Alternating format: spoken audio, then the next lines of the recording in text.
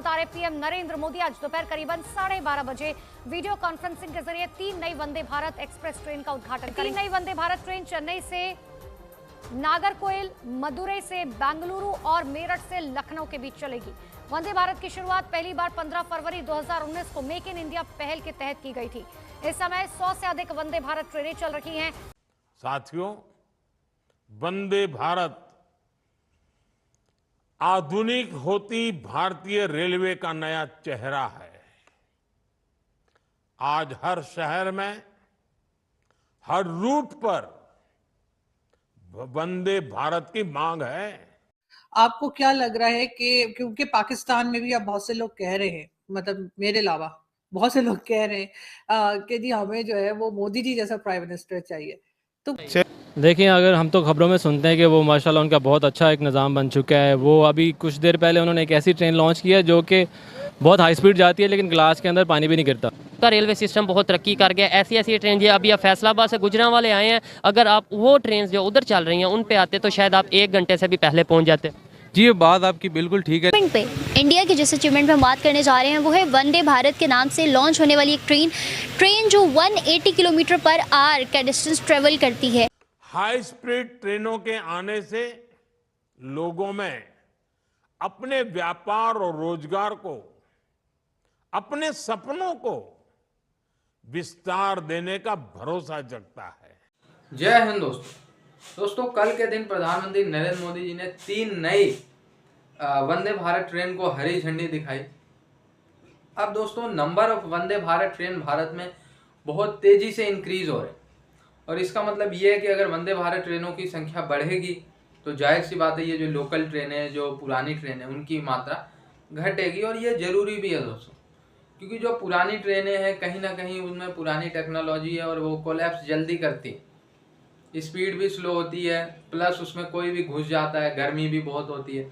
अब वंदे भारत ट्रेन की बात की जाए यार, इसमें सिक्योरिटी गार्ड्स होते हैं, ठीक है। इसमें कोई भी ऐसे हरा गहरा बिना टिकट का नहीं घुस सकता, ठीक है। इसमें एसी फुल्ली होती है, कंफर्टेबल सीट्स होती हैं इसमें, तो कोई अगर बाहर से घूमने पर्यटक भी आया हुआ है तो वो ये कह सकता है कि भारत की ट्रेन सुविधा अच्छी है।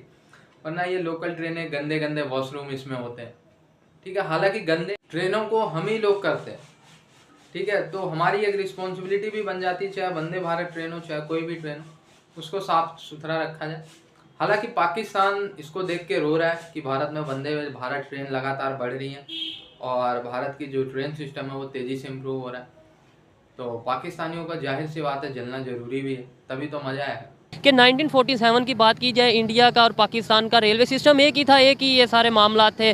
तो आज वो काफ़ी ज़्यादा डेवलप कर गए हैं। उन्होंने वहाँ पे वंदे भारत के नाम से ट्रेन बनाई है जो 180 किलोमीटर 1 घंटे में, यानी कराची आपको वैसे इधर से कितना टाइम लगता है सर? तकरीबन कोई 21 से 22 घंटे लग जाते हैं। 22 घंटे जाए तो आप कहते हैं अच्छा पहुँच गए, हाँ, तो वो 5 घंटे में पहुँचा देगी। यानी इतना ज़्यादा फ़र्क आ गया हमारे रेलवे सिस्टम में और उनके रेलवे सिस्टम में। वजह क्या समझते हैं सर? असल बात ये है कि उन्होंने अपने रेलवे के निज़ाम को मेंटेन करके रखा हुआ है। साथ साथ अब आप हमारे यहाँ पर देख लें कि यहाँ पर एक इंजन से वो 3-3 4-4 जो है सफ़र उसी से करते हैं। वही वाले पुराने इंजन चल रहे हैं और वो भी पता नहीं कौन सी सदी के चल रहे हैं, नया इंजन नहीं है। रेलवे के हालात देख लें, वहाँ पर जंग से भरी, जंग आलूद रेलवे हैं, ट्रैक्स हैं। ये जो बात कर रहे हैं मैं इसकी श्योरिटी देता हूँ। अभी अगर हम कोशिश करेंगे आपको अंदर रेलवे सिस्टम दिखा सके, रेलवे पे जो स्टेशन पे जो ट्रेन खड़ी हैं, आप उनकी हालत देखकर हैरान होंगे। अच्छा, मुझे ये बताएं, अगर इंडिया वालों ने डेवलपमेंट की है वो कैसे की है, क्या वजह क्या है उसकी डेवलपमेंट की, रीज़न क्या है? अगर बात करें 1947 की, तब इंडिया में और पाकिस्तान में जो ट्रेन चल रही थी एक ही सिस्टम था, पता है आपको? जी जी बिल्कुल। आज उनका रेलवे सिस्टम बहुत तरक्की कर गया। ऐसी ऐसी ट्रेन जो अभी आप फैसलाबाद से गुजरांवाले आए हैं, अगर आप वो ट्रेन जो उधर चल रही हैं उन पे आते तो शायद आप 1 घंटे से भी पहले पहुंच जाते। जी, ये बात आपकी बिल्कुल ठीक है, लेकिन हमने कभी ये ज़रूरत ही नहीं महसूस की कि हम अपनी आवाम को बेहतर फैसिलिटीज़ प्रोवाइड कर सकें। हम आवाम जो वो भी खुश हैं इस चीज़ पे, ना हम कभी आवाज़ उठाते हैं, ना उन्होंने कभी ज़रूरत महसूस की है। अब इसके बरक्स आप प्राइवेट कंपनीज़ को देखें जो बसेस वगैरह चला रहे हैं, तो वो वहाँ एक पे से फिर बढ़ के वहाँ एक पे facility फिर वहाँ पे प्रोवाइड की जा रही है। फिर रेंट किराया जो सा वो बहुत ज़्यादा है ना। वो आपकी बात ठीक है, लेकिन वो प्राइवेट कंपनीज हैं, सारे उन्होंने अपने एक्सपेंसेस भी देखने होते हैं इसमें। किराया कितना था ये जो आपने बोला 180 किलोमीटर का? Almost 170 kilo, 170। तो इसका किराया कितना? ऑलमोस्ट 260 है। 260 रुपीज़ इसका किराया था। ठीक है, मुझे ये बताएं, मैंने जो आपसे पहले भी क्वेश्चन किया है कि क्या रीज़न है कि उनका इंडिया वालों का रेलवे सिस्टम बहुत ज़्यादा डेवलप कर गया, इसकी रीज़न क्या है? उन्होंने अभी रिसेंटली एक ट्रेन की टेस्टिंग की है वंदे भारत के नाम से। ठीक है, उनकी ट्रेन है जो 180 किलोमीटर पर आवर चलती है, मतलब एक बहुत बड़ी अचीवमेंट है। इवन अब व्हील्स भी, जो रेलवे के व्हील्स हैं वो भी खुद बना रहे हैं। वजह क्या है आखिर, वजह क्या है? अगर मैं पर्सनली इसको अपना एक ओपिनियन दूं तो मेरे ख्याल में यही होगा कि हम कहते हैं कि चलें देखें, काम चल रहा है, चलता रहे, हम दुनिया के साथ compete करना हमारा मकसद नहीं है। हम सिर्फ कहते हैं कि ज़िंदगी बस किसी तरह हम सर्वाइव कर सकें, हम डेवलपमेंट का सोचते ही नहीं हैं। तो वो डेवलपमेंट की साइड जा रहे हैं, वो दुनिया को compete करने की कोशिश कर रहे हैं। कि आप देखें कि जहाँ भी कंपनीज बड़ी बड़ी हैं वर्ल्ड वाइड ग्लोबली, वहाँ पे इंडियंस जो हैं वो राज कर रहे हैं। पाकिस्तानी हमें कहीं भी नज़र नहीं आता, इसलिए हमने कभी फील ही नहीं किया कि हमें ऊपर जाना चाहिए या compete करना चाहिए। चले कीजिए, तब इंडिया और पाकिस्तान का रेलवे सिस्टम एक ही था ज़ाहिरी बात। आज वो बहुत ज़्यादा डेवलपमेंट कर गए हैं। उन्होंने एक ट्रेन लॉन्च की है या करने जा रहे हैं वंदे भारत के नाम से। ठीक है, वंदे भारत के नाम से जो 180 किलोमीटर पर आवर पे चलती है। आज हमारी ट्रेन जो सी अभी भी वैसी चल रही हैं जो 1947 में चल रही थी। बस हमारे हुक्मरानों की मेहरबानी है। और उनकी बेहतरी का क्या राज है? उनके हुक्मरान अच्छे हैं या क्या वजह है? वो अवाम अच्छी है? अवाम भी अच्छी है, उनके हुक्मरान भी अच्छे हैं। हमारे हुक्मरान देख ही रहे हैं आप यहाँ आपके। ठीक है, हाँ। तो कोई बेहतरी की उम्मीद है? अल्लाह ही वारिस है इस मुल्क का। इंडिया की तो वो तो उनका रेलवे सिस्टम तो बहुत आगे निकल, उनका तो बहुत बेहतर है। क्यों बेहतर है? यही तो इधर कुछ करते नहीं, कुछ नहीं। वो क्या करते हैं? वो ट्रेनें मंगवाते हैं, नई ट्रेनें उनकी आती हैं, इधर तो कोई भी नहीं, बस वो ही ट्रेन है। उन्होंने ट्रेन लॉन्च की है वंदे भारत के नाम से जो 180 किलोमीटर 1 घंटे में सफर कर रही है। हाँ, तो इधर तो नहीं है वो कैसे बेहतरी होगी? देखिए, हमने यहाँ भी तो बेहतरी करनी है सर। ये तो जो हुक्मरान आते हैं उन्होंने करना है। सर, हम अगर बात करें थोड़ा कि इंडियन रेलवे की बात की जा रही है कि जी गिनेस बुक में नाम गया है, तो सर क्या देख रहे हैं आप? साथ साथ जो आपके प्राइम मिनिस्टर हैं उनकी भी बड़ी तारीफें हो रही हैं, कभी ऑस्ट्रेलिया के प्राइम मिनिस्टर उनकी तारीफ कर रहे हैं और कभी कहीं के।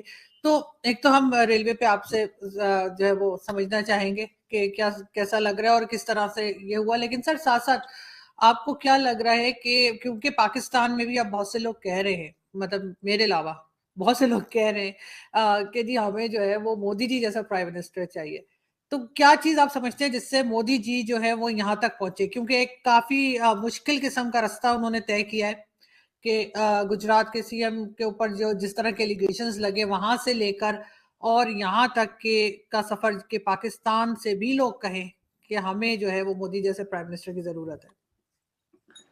देखिए आरजू जी, बड़ा इंपॉर्टेंट सवाल पूछा आपने। शुरुआत करते, देखिए अगर इंडियन रेलवे से शुरुआत करते हैं, इंडियन रेलवे अभी मैं आपको सच बताऊं, मतलब ज़रा टेक्निकलिटीज में नहीं जाएंगे, but it is transforming under Ashwini Vaishnaw and under the leadership prime minister Modi. एक बार अश्विनी वैष्णव जी ने कहा था, बोला था कि भाई मैं एक प्लेटफॉर्म का कुछ नक्शा लेके मोदी जी के पास दिन में बुलाया था, उन्होंने प्रेजेंटेशन दी, तो उन्होंने कहा कि नहीं ये ठीक है पर इसमें इम्प्रूवमेंट करो।